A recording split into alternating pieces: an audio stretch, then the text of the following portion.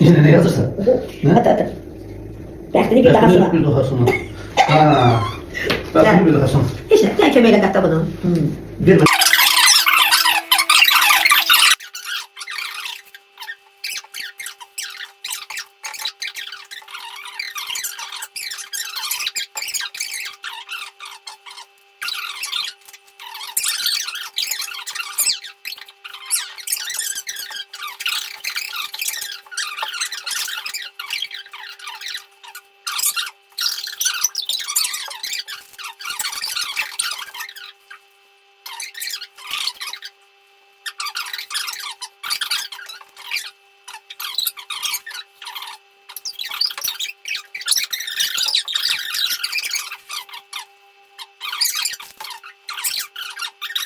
oyun böyle. Hadi bunu söylüyorum oyna. Hadi götür.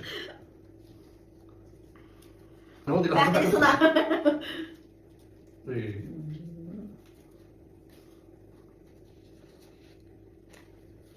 Ha, nerede? Hə, Nerede o? De. İstədiyini ver. Armudu vermə. Armudu vermə. Ne oldu sen tut sen de. Ben de bu düşün. Sen yani bana ver nerede? Hədiyyəni mənə ver. Hədə istədiyimi sənə verəcəm. Ha sen. Sən mənə Ben vermem. Sen götür. Yox, istədiyini ver. Ha.